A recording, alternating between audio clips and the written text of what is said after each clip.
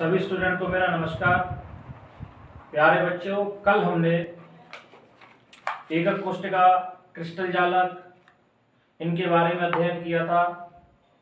आज हम एकक कोष्ठिकाएं कितने प्रकार की होती हैं और उन एकक कोष्ठिकाओं से किस प्रकार के क्रिस्टल तंत्रों का निर्माण होता है अध्ययन करेंगे। समझिए, कल हमने क्रिस्टल जालक, एक बार थोड़ा रिपीट कर देता हूं मैं। क्रिस्टल जालक और एकक कोष्ठिका,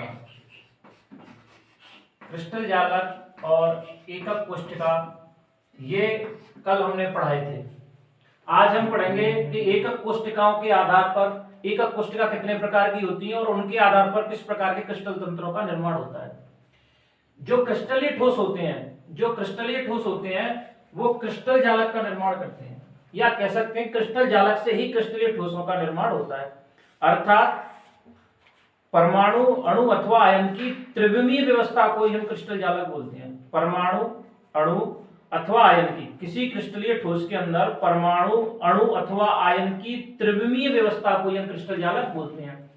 और वो व्यवस्था के अंदर जो सबसे छोटी इकाई होती है, जो सबसे छोटी यूनिट होती है, उस यूनिट को हम बोलते हैं एकक कोष्ठिका। इसकी जो इंग्लिश होती है उसको बोलते हैं यूनिट सेल।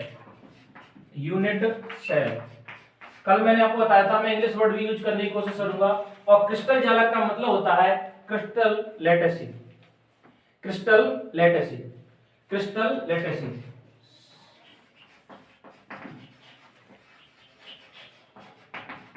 ठीक है। यूनिट सेल मैंने आपको बताया क्रिस्टल जालक। इसका आप सबसे बढ़िया उदाहरण केमिस्ट्री को व्यवहार से जोड़िए। आप अपने व्यवहार में जोड़ने का प्रयास कीजिए, समझ में आने लग जाएगी। क्रिस्टल जालक, आप अपना घर मान लीजिए, आपका घर है। उस घर के अंदर बहुत सारी ईंटें लगी हुई हैं, ईंटों से मिलकर आपका घर बना है। किससे मिलकर बना है? ईंटों से। तो वो जो ईंट है ना, वो ईंट पूरे घर में एक ही प्रकार की लगी होती है। और घर के निर्माण की जो सबसे छोटी इकाई होती है वो ईंट ही होती है। वो क्या होती है? ईंट ही होती है। अब क्रिस्टल जालक की जो सबसे छोटी इकाई होती है वो एकक कोष्ठिका होती है। बात एक ही है। आपने मकान को क्या माना? क्रिस्टल जालक। मकान की छोटी इकाई ईंट, उसी प्रकार क्रिस्टल जालक की छोटी इकाई एकक कोष्ठिका। समझ गए होंगे तात्पर्य। यानी क्रिस्टल जालक जिन छोटी छोटी इकाइयों से मिलकर बनता है उन इकाइयों को ही हम यूनिट सेल बोलते हैं। उन इकाइयों को हम क्या बोलते हैं? यूनिट सेल या एकक कोष्ठिका। अब बात करते हैं कि एकक कोष्ठिका कितने प्रकार की होती है। ये एकक कोष्ठिका कितने प्रकार की होती है? तो एकक कोष्ठिका मुख्यतः दो प्रकार की होती है। कौन कौन सी होती है? मूल या आद्य एकक कोष्ठिका। मूल या आद्य एकक कोष्ठिका, इसको बोलते हैं simple cubic cell, SCC. Full form है इसकी सिंपल क्यूबिक सेल, मूल या आद्य एकक कोष्ठिका। और दूसरी होती है केंद्रित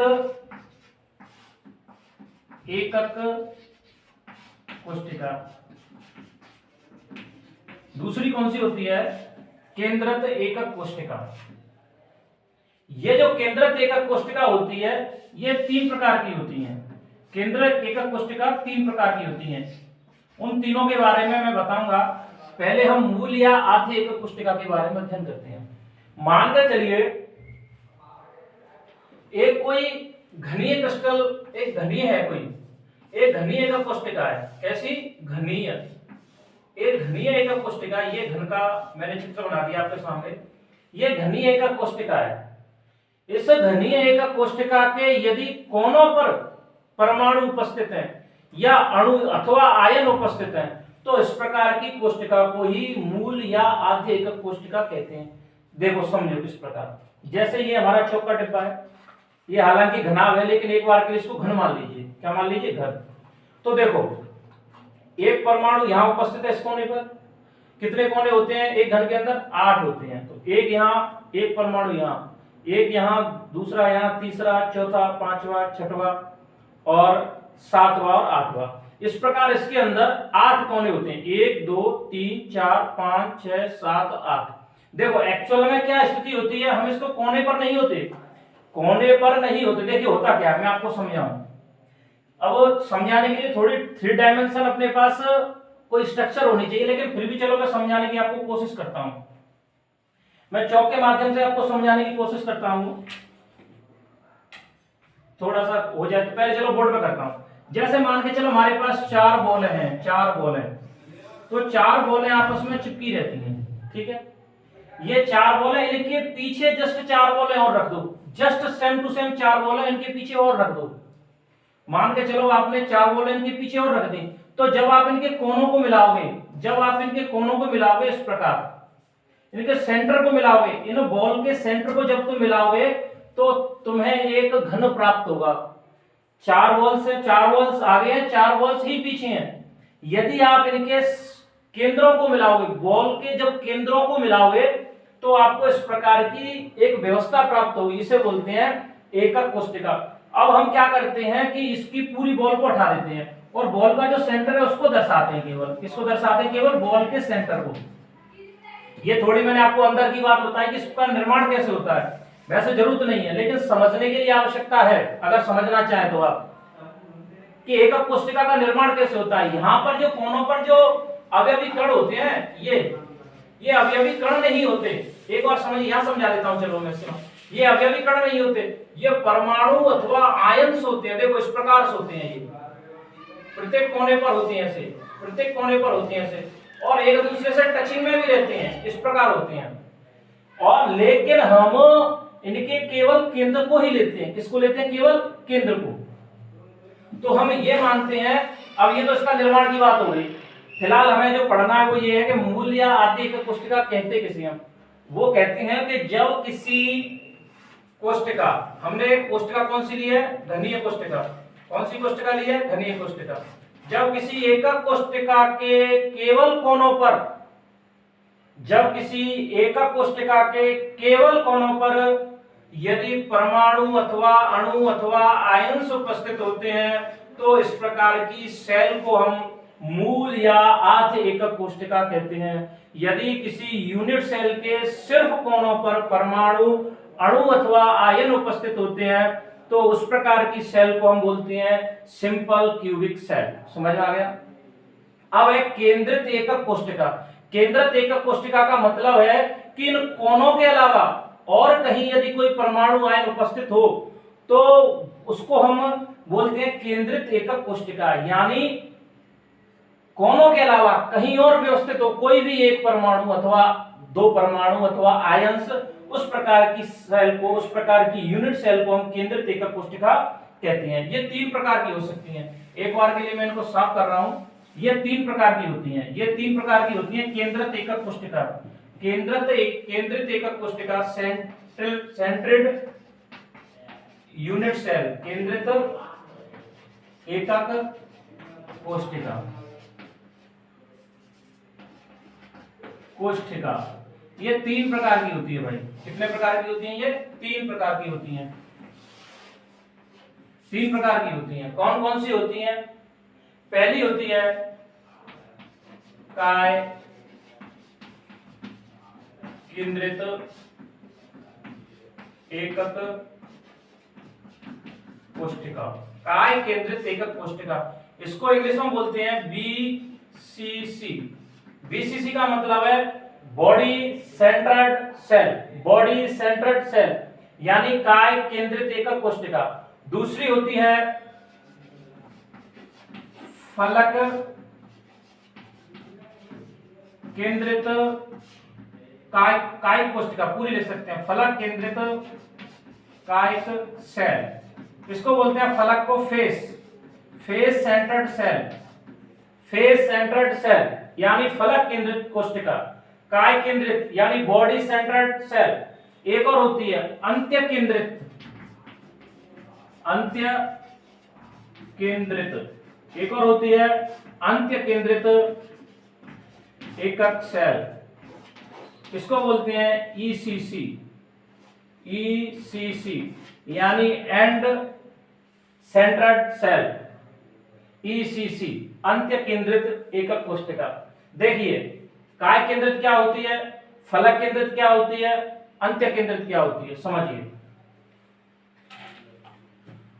ये हमारा घनीय एकक कोशिका है, सबसे बढ़िया उदाहरण चौक का डिब्बा, घनीय एकक कोशिका। ये घनाभ दिख रहा है आपको, लेकिन घन मान लीजिए।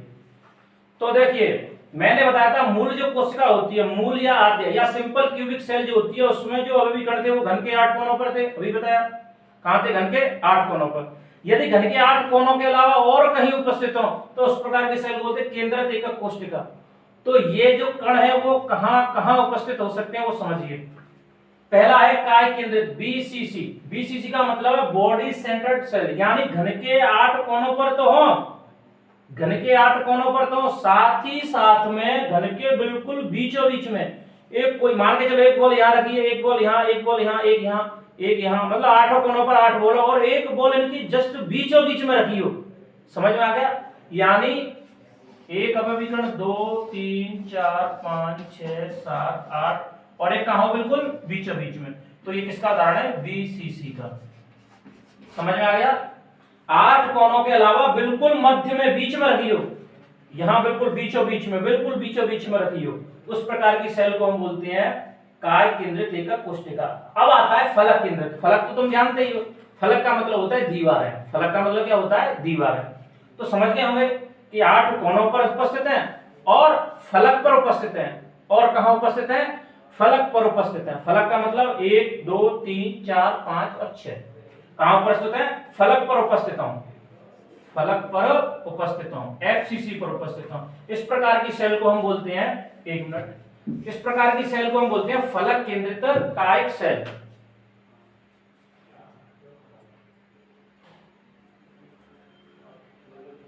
ठीक है? कितने फलक होते हैं? 6 फलक होते हैं, और 6 फलक पर यदि एक एक अवयवीकरण उपस्थित होता है, आपको बताया था मैंने अभी, 8 कोनों पर हो गए, इसके बाद 1 2 3 4 5 और 6 फलकों पर उपस्थित होते हैं, तो इस प्रकार के हम सेल को बोलते हैं। जैसे ये एकक कोशिका है, यूनिट सेल है, घनीय, और इसके 8 कोनों पर 1 2 3 4 5 6 7 8 कोण। अब देखो फलक, एक फलक तो ये, तो एक कोशिका यहां उपस्थित हो गई। दूसरा फलक कौन सा है? ये, एक कोशिका यहां उपस्थित होगी। तीसरा फलक कौन सा है? ये, एक कोशिका यहां उपस्थित होगी। चौथा फलक कौन सा है? ये, एक कोशिका यहां उपस्थित होगी। पांचवा छठवा, एक सामने का फलक और एक इसके पीछे का, एक सामने और एक पीछे। इस प्रकार 6 एकक कोशिका व्यवस्थित होती है इसके फलकों पर। प्रत्येक फलक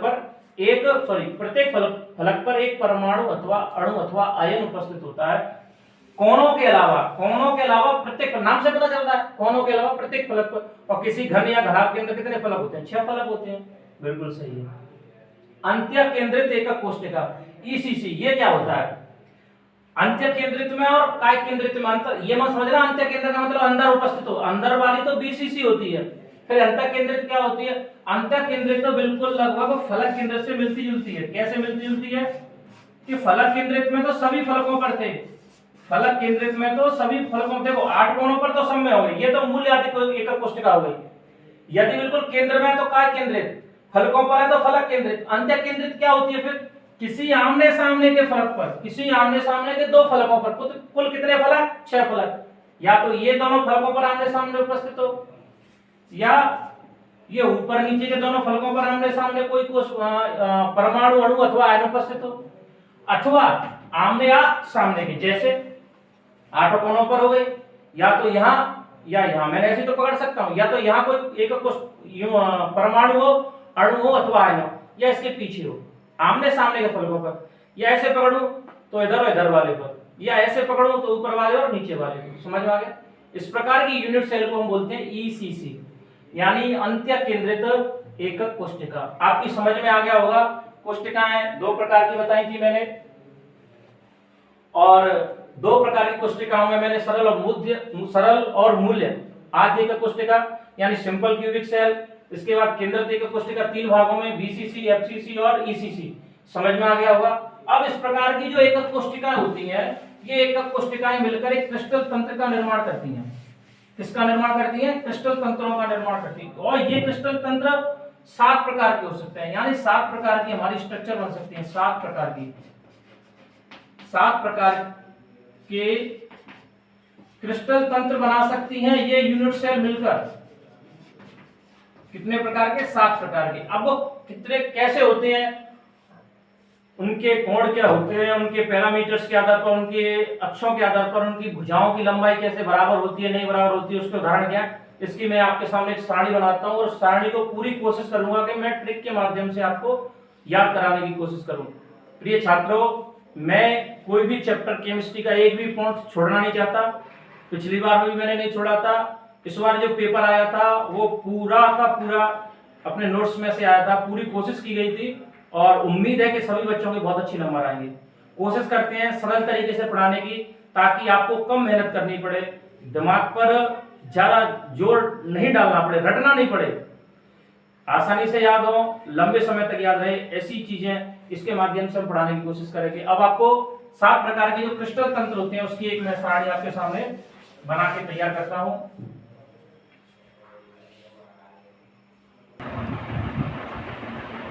देखिए, ये सारणी आपके सामने मैंने तैयार कर दी है। इस सारणी को मैं सरल तरीके से आपको याद कराने की कोशिश करूंगा। ध्यान से समझिए। जो एकक कोशिका होती है, 2 प्रकार की बताई थी, सरल या आर्ध कोशिका, फलक केंद्रित, काय केंद्रित और अंत्य केंद्रित। इस प्रकार की जो एकक कोशिकाएं होती हैं वो मिलकर 7 प्रकार के क्रिस्टल तंत्रों का निर्माण करती है। वो 7 प्रकार के क्रिस्टल तंत्र कौन कौन से हैं वो आपके सामने उपस्थित है। घनीय, त्रिकोणीय, चतुष्फलकीय, षटकोणीय, विषमलंबाक्ष, एकनताक्ष और त्रिनताक्ष। आपकी किताब में जो क्रम है वो थोड़ा सा यहाँ मैंने अलग किया है। उसके पीछे क्या कारण है वो मैं आपको बता रहा हूँ। उसके पीछे कारण ये है कि हम इसको आसानी से समझ सकें, जल्दी याद हो जाए ये सारणी। हमारा सिर्फ यही कर्तव्य है कि हम आपको इस तरीके से याद करवाएं, इस तरीके से मसाला प्रोवाइड करें आपको, तो आपको आसानी से समझ में आए। किताब की जो सारणी है उसमें थोड़ा सा मैंने चेंज किया है। ये जो त्रिकोणीय नीचे था उसको मैं ऊपर लेके आया। उसका कारण क्या है? देखो, एकक कोशिका के कल मैंने 6 पैरामीटर्स बताए थे। एक्स अक्ष पर उनकी जो अक्षीय दूरियां होती हैं, एक्स अक्ष पर, वाई अक्ष पर और जेड अक्ष पर, उनकी जो दूरियां थी, ए दूरी, बी दूरी और सी दूरी, ये 3 दूरियां थी। एक्स अक्ष पर, वाई अक्ष पर, ये एक्स अक्ष है, ये वाई और जेड। ये जो 3 दूरियां होती हैं और कोण थे, कौन कौन से? ए और बी के बीच में गामा कोण, ए और सी के बीच में बीटा कोण, बी और सी के बीच में अल्फा कोण। याद कराए थे मैंने, कैसे याद करते थे कोण? ए का अल्फा नहीं आएगा, बी का, ए और बी यानी ए का अल्फा, बी का बीटा नहीं आएगा, बचा क्या? गामा। गामा आएगा। ए का अल्फा नहीं आएगा, सी का गामा नहीं आएगा, बचा क्या? बीटा आएगा। तो ये 6 पैरामीटर्स थे, 1, 2 और 3। ये तो अक्षीय दूरियां थी और ये 3 कौन थे? अक्षीय कोण। अब इन कोणों में परिवर्तन करके, इनकी अक्षीय दूरियों में परिवर्तन करके हम एकक कोशिकाओं के द्वारा 7 प्रकार के क्रिस्टल तंत्रों का निर्माण करते हैं। नंबर 1, देखिए, सबसे ऊपर आएगी घनीय। ये समझ लेना, इसको दिमाग में रख लो कि हम जो सारणी बना रहे हैं उसमें सबसे ऊपर घन आएगा। ठीक है। अब संख्या होती है हमारे पास 3, 4, 5, 6। अब घन के बाद समझ सबसे छोटी संख्या कौन सी है? 3। तो त्रिकोणीय आएगा। याद कर लिया? त्रिकोणीय। उसके बाद कौन सी आती है? 4। तो चतुष्फलकीय आ गया। 5 की संख्या से कोई मिलता जुलता यहाँ शब्द है ही नहीं। 6 के बाद आता है षटकोणीय। तो षटकोणीय याद हो गए? 3, 4, 6 आराम से याद हो जाएंगे। सबसे ऊपर घनीय, तो घनीय के बाद सेकंड नंबर पर त्रिकोणीय, चतुष्फलकीय और षटकोणीय। त्रिकोणीय, चतुष्फलकीय और षटकोणीय याद हो गए ये 4। इसके बाद आता है विषम लंबाक्ष। इसके बाद आई विषम संख्या। 6 के बाद कौन सी संख्या आती है? 7। 7 कैसी होती है? विषम। तो विषम लंबाक्ष याद हो गया। और लास्ट में आता है एकनताक्ष और त्रिनताक्ष, मतलब अक्ष वाले नाम आएंगे। अक्ष में पहले क्या आएगा? 1, फिर आएगा 3। याद हो गए? फिर समझिए सारणी को याद करने का तरीका। मेरे हिसाब से आप सारणी याद करें ताकि आपको वो सारणी याद करने में, अक्षीय दूरी याद करने में, अक्षीय कोण याद करने में आसानी रहे। कैसे? सबसे ऊपर घनी आ गया, सबसे ऊपर घनी आ गया, ये दिमाग में रख लीजिए।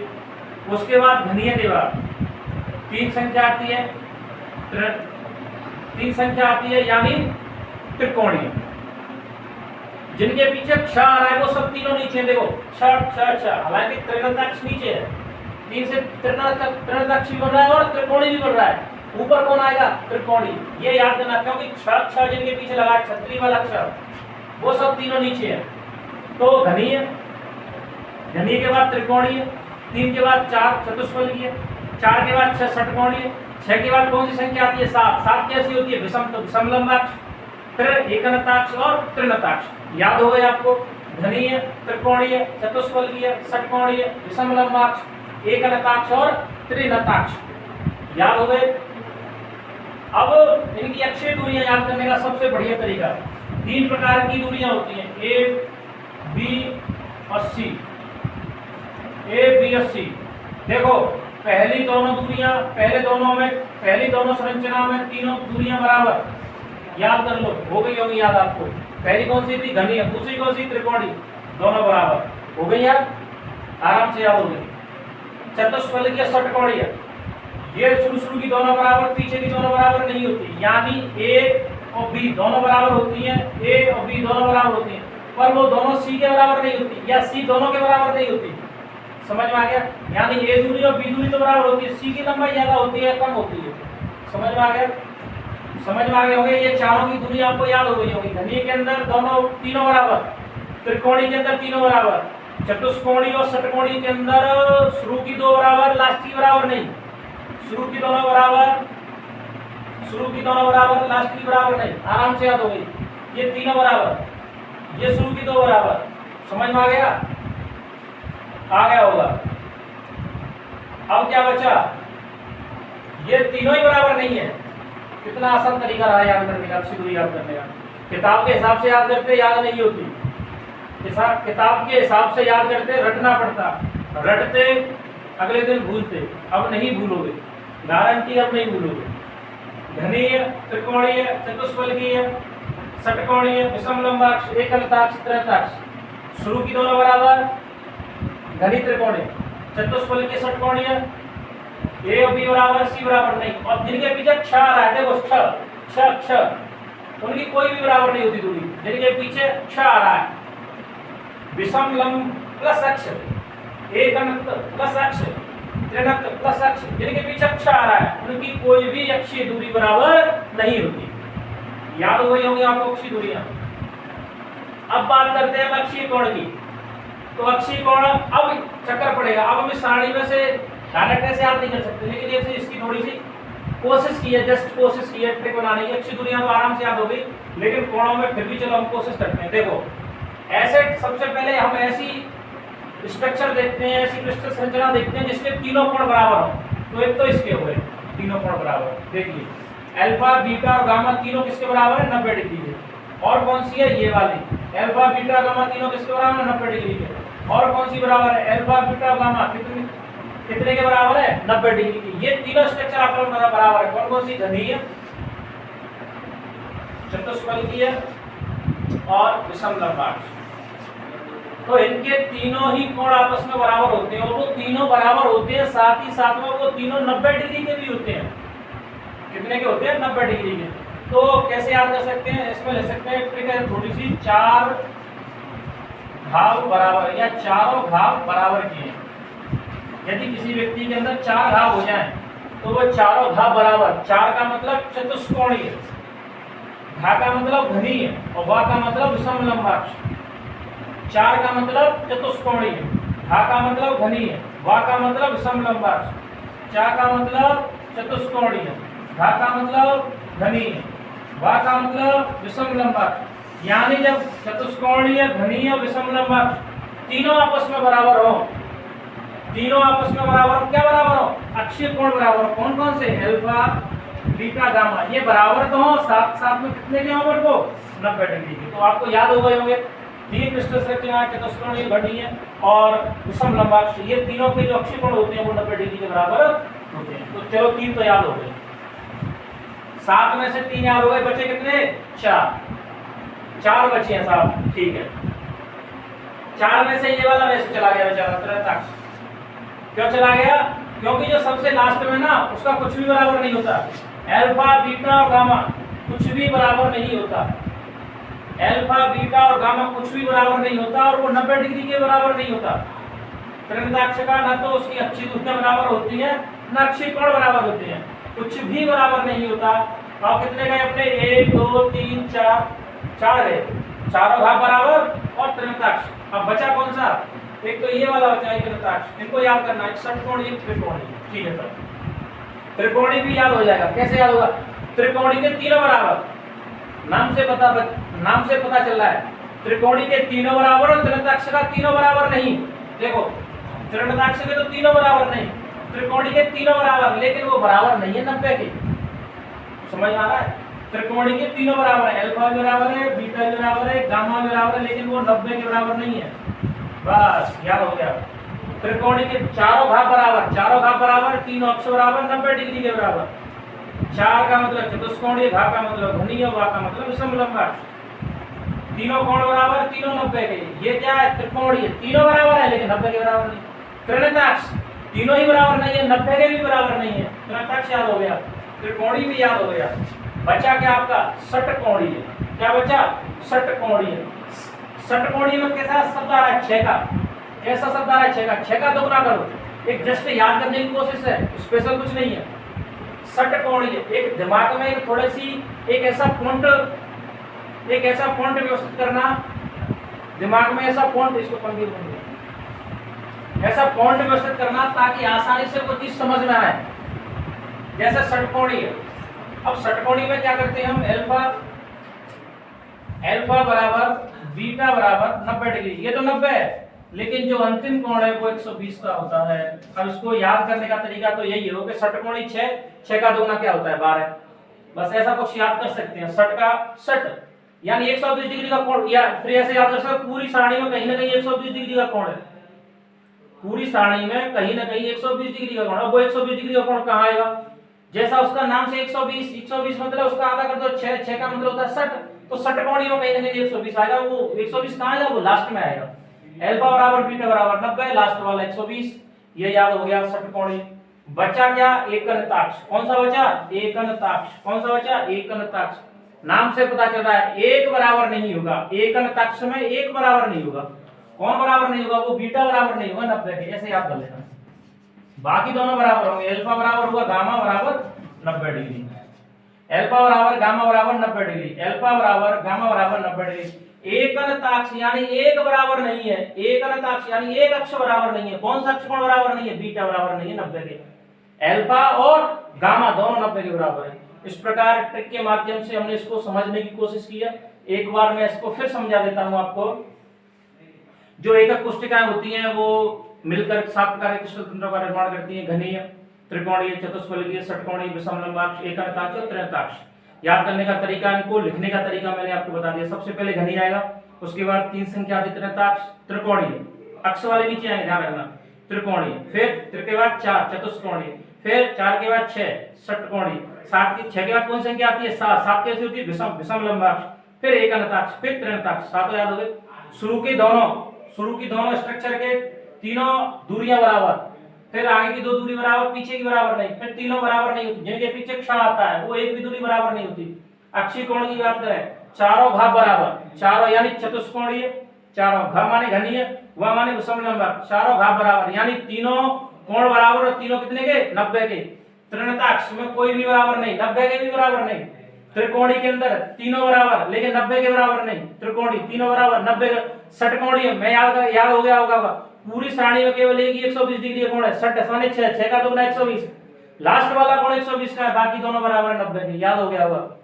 एकनताक्ष यानी एक बराबर नहीं है। कौन सा बराबर नहीं है? बीटा बराबर नहीं है। किसके बराबर नहीं है? 90 के बराबर नहीं है। अल्फा और गामा दोनों किसके बराबर है? 90 के बराबर।